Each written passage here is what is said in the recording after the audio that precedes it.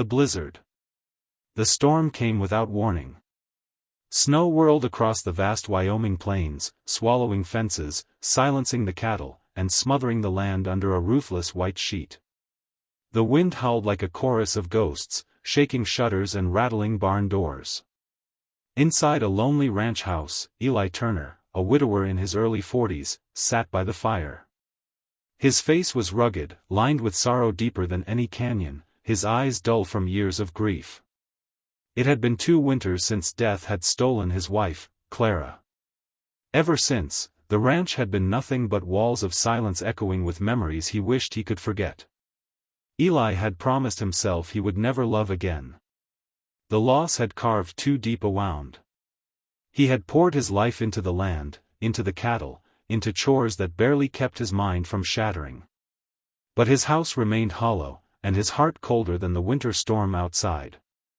Then fate knocked on his door in a way he never could have imagined. Through the shriek of the blizzard, he heard a faint, desperate cry.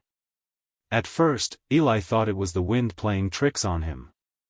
But when it came again, so fragile, so human, his heart stopped. Lantern in hand, Eli stepped outside. The snow bit into his skin, the cold searing through his coat. He trudged toward the barn, following the sound. His boots sank deep, the storm nearly blinding him. And then he saw it. Half buried in a drift of snow, wrapped in nothing but a torn blanket, lay a tiny baby. Her face was crimson from the cold, her lips trembling, her cries weak against the storm. Eli's breath caught. His calloused hands shook as he scooped her up, pressing her close to his chest. God above, he whispered. Who would leave an angel out here? He hurried inside, his heart hammering harder than it ever had. By the fire, he wrapped her in his late wife's quilt, the same quilt Clara had sewn in the spring before she died. He warmed milk, feeding it to the child with trembling hands, praying she would survive until morning. The blizzard raged through the night, but Eli never closed his eyes. He sat by the fire with the baby against his chest, listening to her fragile breaths. For the first time in years, the silence in his house was broken, not by sorrow, but by the tiny heartbeat of life. The search for answers. When morning came, sunlight glittered off mountains of snow. Eli saddled his horse, bundled the baby against him, and rode into town. The folks at the general store gasped. "Where'd you find her, Eli?" asked Martha, the shopkeeper's wife. "Near my barn," Eli replied, voice rough. Half frozen. "Someone left her in the storm." The sheriff was called, but no one in town knew of any baby gone missing. There were no wagon tracks, no footprints, no desperate mother. It was as if the child had been delivered by the storm itself.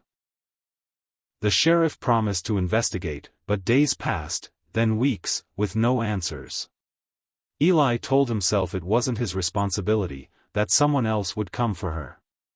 But each night, as he rocked her to sleep by the fire, he felt something shift inside him.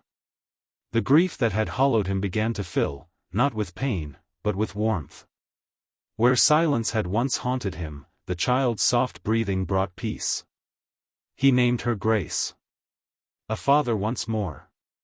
Neighbors began to notice changes in Eli.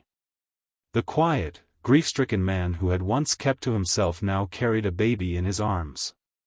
He laughed again, first softly, then freely. He mended fences with Grace strapped to his back, sang lullabies while stirring stew, and read her bedtime stories from Clara's old Bible. One evening, Martha stopped by with bread. She found Eli bouncing Grace on his knee, singing off-key. "Eli Turner," she said with a smile. "I never thought I'd hear you sing again."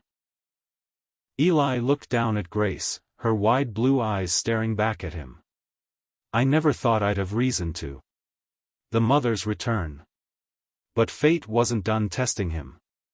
One spring morning, the sheriff delivered a letter. A young woman had been found miles away, half-starved and near death. She confessed she had given birth in secret. Fearing the judgment of the town, she had left her newborn in the snow, convinced the storm would take her quickly and quietly. But Grace had survived. The mother begged to see the child. Eli's chest tightened. Could he give up the baby who had breathed life back into his soul? He rode out to the cabin where the woman lay recovering.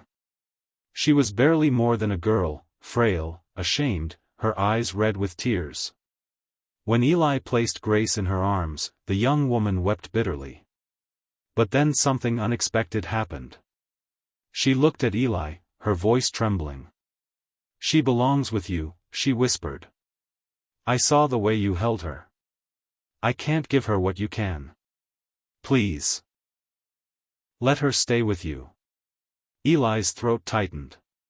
For the first time since Clara's death, he felt the weight of destiny lift from his shoulders. This wasn't just chance. This was providence. Years of grace. Seasons passed, and Grace Turner grew. She learned to walk in the tall grass of the ranch, her tiny boots chasing after calves. She learned to ride ponies before she could read, her laughter echoing through the fields. She called Eli Papa, clinging to his side as if she had always belonged there. The ranch, once heavy with grief, became alive again. Neighbors often told the story of how a widowed rancher found a baby in the snow, and how that child melted his frozen heart. Eli never remarried. He never needed to. Because love had found him again, not through romance, but through the cry of a baby who had been left to die, yet lived to bring life back to a broken man. The lesson of the snow.